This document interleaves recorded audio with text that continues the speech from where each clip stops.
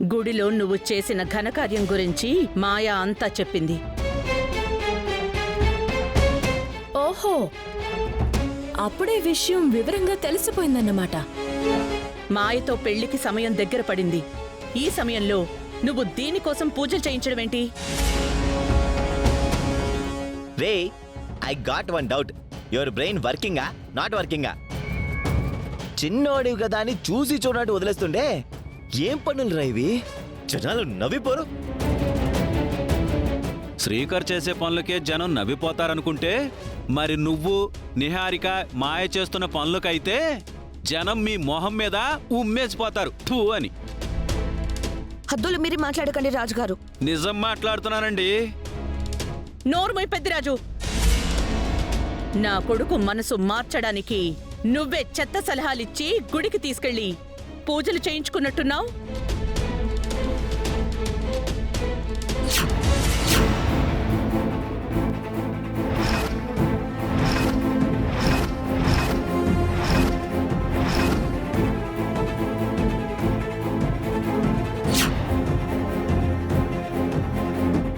ఓ, అమ్మ చేయబట్టుకుంటావా? అమ్మకి ఎదురు తిరుగుతావా? ఏమైందిరా నీకు? వినాశకాలే విపరీత బుద్ధి అంటే ఇదేనేమో. కాపుతారా మీరు? అవని నన్ను గుడికి తీసుకొని వెళ్ళలేదమ్మా. నేనే గుడికి వెళ్ళి అవని గురించి మొక్కుతూ ఉంటే ఇంతలో అవని వచ్చింది. దీని పేరు మీద పూజ చేయించాల్సిన అవసరం ఏముంది? అవనికి ప్రమాదం జరిగినప్పుడు మొక్కుకున్నాను. అందుకే మొక్కు తీర్చుకోవడానికి వెళ్ళాను. మొక్కుకోవాల్సినంత ప్రేమను ఎందుకు చూపిస్తున్నావు? గతంలో నేను ప్రమాదంలో ఉన్నప్పుడు నా గురించి మొక్కుకుంది. తను నా పట్ల బాధ్యతను చూపించినప్పుడు నేను కూడా నా బాధ్యతను చూపించాలి కదా. ఇందులో తప్పే ఉందమ్మా. ఈ విషయాన్ని మీరు రాద్ధాంతం చేయాల్సిన అవసరం లేదు వేద. శ్రీకర్ చెప్పినట్టుగా గతంలో పలుమార్లు ప్రమాదంలో చిక్కుకున్నప్పుడు మనందరికంటే అవని ఎక్కువగా అల్లాడిపోయింది. ఇప్పుడు అవని గురించి శ్రీకర్ పూజ చేయించడంలో తప్పే ఉంది. ఎందుకు ప్రతి విషయాన్ని చెడుకోవడంలో చూస్తున్నారు? అయినా ఈ విషయాన్ని నువ్వు ఇంటి వరకు తీసుకొచ్చి చెప్పాల్సిన అవసరం ఏముందమ్మా? శ్రీకర్ నాకు కాబోయే భర్త. తను మరో ఆడదానితో చనువుగా ఉండడం నేనెలా సహించగలను? నీకంత ఇబ్బంది అనిపించినప్పుడు అక్కడే అడగాల్సింది, మా దగ్గరకు రావాల్సింది. గుడిలోకి నేను రాలేను కాబట్టే కదా అక్కడ వదిలేశాను. బావే నా గురించి పూజలు చేపించాడు. ఇందులో నా కుట్ర ఏమీ లేదని ఇప్పుడు మీ అందరికీ అర్థమైంది కదా. ఇక మీదైనా ఒక మాట అనే ముందు కాస్త ఆలోచించుకుని అనండి. అవును, తమరు గుడిలోకి ఎందుకు రాలేదు? ఇక్కడికొచ్చి మా అత్త ముందు కంప్లైంట్ చేయడం కంటే అక్కడే అడుగుండాల్సింది కదా. నువ్వు గుడిలోకి రాకపోవడానికి ప్రత్యేక కారణం ఏదైనా ఉందా? చుట్టూ తిరిగి నా మీదకే వచ్చేటట్టుంది. సైలెంట్ అయిపోవడమే మంచిది. మాట్లాడవేంటి? సరే, ఇక ఈ విషయం ఇక్కడితో వదిలేయండి. అందరూ లోపలికి వెళ్ళండి. వెళ్ళండి.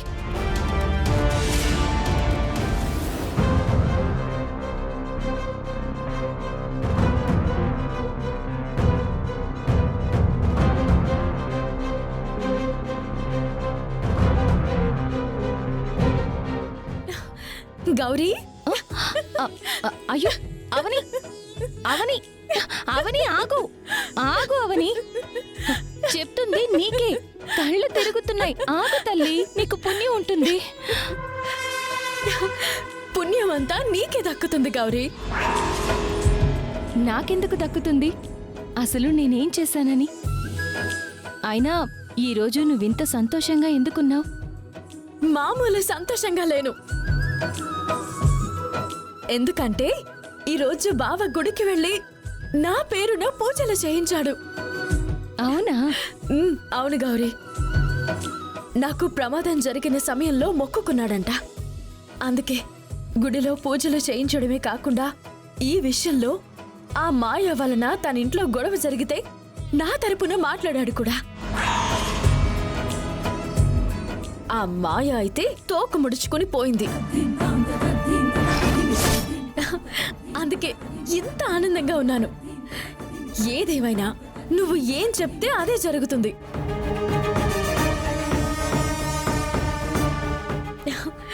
కొంచెం ఓపికతో ఉండమన్నావు. ముందు ముందు మంచి జరుగుతుంది అని ధైర్యం, నమ్మకం ఇస్తున్నావు. నా గురించి ఆలోచిస్తున్నావు. నా కోసం కష్టపడుతున్నావు. ఎప్పటికీ నీకు రుణపడి ఉంటాను. నువ్వు అర్చనతో పాటు నా ఇంటికి రావడం నా అదృష్టం. నా పట్ల చాలా చాలా బాధ్యతను తీసుకుంటున్నావు. నువ్వెప్పటికీ నా ఇంట్లోనే ఉండిపోవాలి. 4 రోజులు నీ ఇంట్లో ఆశ్రయం పొందుదామని వచ్చాను. నువ్వు నన్ను సొంత మనిషిలా చూసేసరికి నేను కూడా నీ పట్ల బాధ్యతను పెంచుకున్నాను. మీ ఇద్దరిని కలపడానికి నిర్ణయించుకున్నాను. మీ ఇద్దరి మధ్యలో ఎవరూ రాకుండా చూసుకుంటాను అని నీకు మాటిచ్చాను. నేను నీ ఇంట్లో ఉన్నంతకాలం ఎటువంటి కష్టమూ నీ దరి చేరకుండా చూసుకుంటాను. నేను నీ ఎదురుగా ఉన్నంతకాలం నీ ఎదురుగా ఎటువంటి ఆపద రాకుండా చూసుకుంటాను. నీ ధైర్యంలా, నీ నీడలా ఉంటాను. నా అండదండలు నీకు ఎప్పుడూ ఉంటాయవని నువ్వు నిశ్చింతగా ఉండు. నీ మాటలు వింటుంటే నా బావ నాకు తొందరలోనే దగ్గరైపోతాడు అనిపిస్తుంది. ఈ తాళి నా నుండి దూరం అయిపోయి ఆ మాయకు దగ్గర కాదు అని అనిపిస్తుంది. నేనుండగా అలా ఎందుకు జరగనిస్తాను? తాళిని బరువుగా భావించే ఏ ఆడది కాపురానికి పనికిరాదు. ఆలిని బానిసలా భావించే ఏ మగాడు బంధానికి పనికిరాడు. నువ్వు శ్రీకర్ అటువంటి వారు కాదు.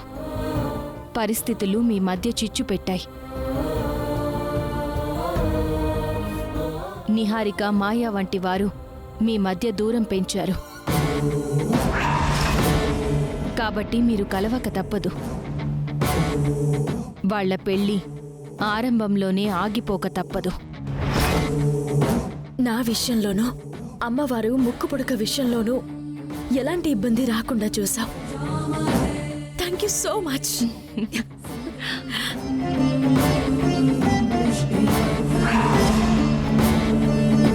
ఆ అర్చన కంటే ఈ గౌరీ సపోర్ట్ అవనికి ఎక్కువైపోయింది.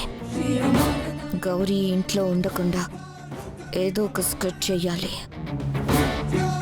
ఈ గౌరీ ఏదో కథ నడిపిస్తుంది. గౌరీ అడ్డం తొలగితేనే నేను అనుకున్నవి జరుగుతాయి.